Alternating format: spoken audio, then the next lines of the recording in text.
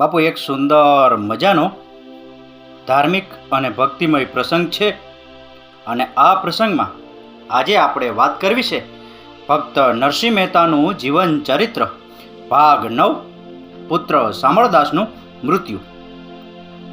આજે જે માણસ ધનવાન છે તે કાલે ગરીબ પણ બની જાય છે. આજે જે માણસ સ્વસ્થ અને નિરોગી છે તે કાલે અનેક રોગોનો ભોગ પણ બની શકે છે. અચાનક પોતાનો જીવ પણ ગુમાવી શકે છે.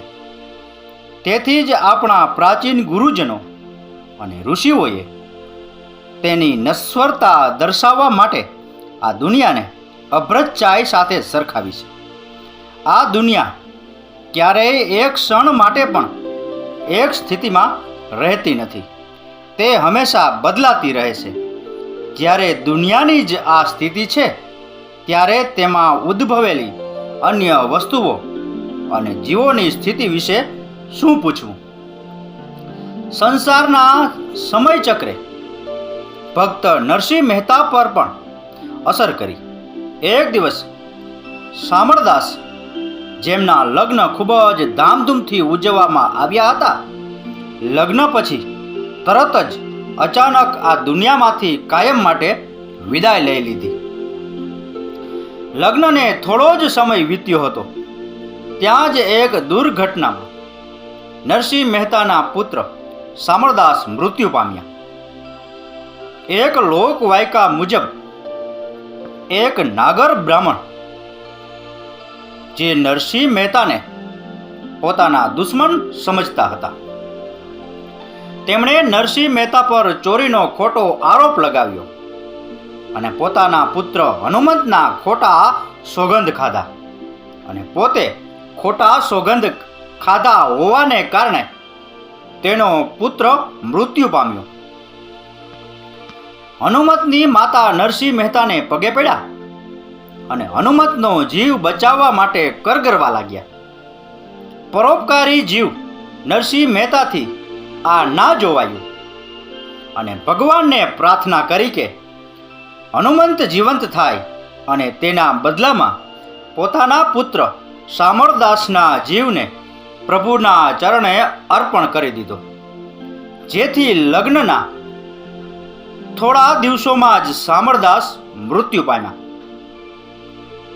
આ સંસાર સાગરમાં રહેતા હોવા છતાં અસ્તિત્વના તોફાની મોજાઓથી વ્યાકુળ થઈને ભગવાનના સાચા ભક્તો તેનાથી અલિપ્ત રહે છે. તેના બદલે તેઓ સાંસારિક દુઃખને ખૂબ જ આનંદથી સ્વીકારે છે.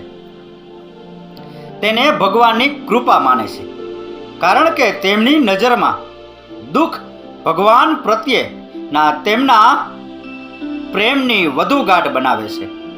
અને આ જ કારણ છે કે કુંતીએ ભગવાન કૃષ્ણ પાસે આ વરદાન માગ્યું: હે ભગવાન, જો તમે મારાથી પ્રસન્ન છો તો હંમેશા મને દુઃખ આપો.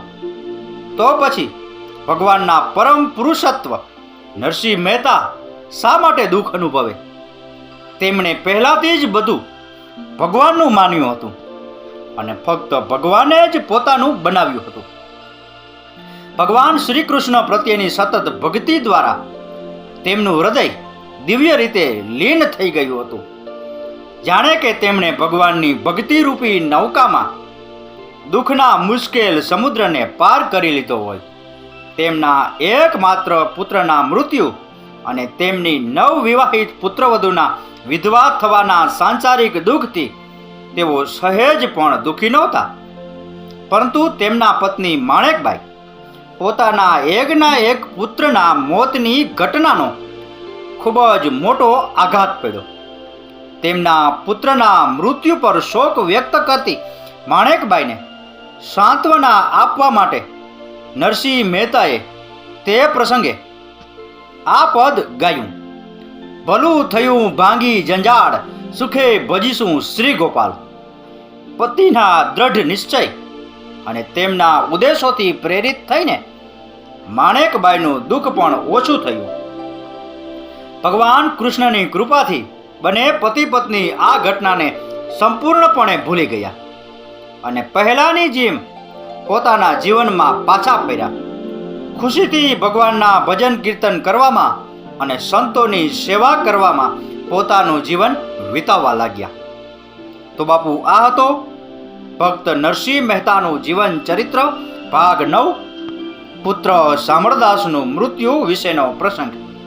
આ પ્રસંગ, આ કથા, આ વાર્તા પૂરેપૂરી સાંભળી એ બદલ આપનો ખૂબ ખૂબ આભાર. આપનો દિવસ શુભ રહે. મહાદેવ હર.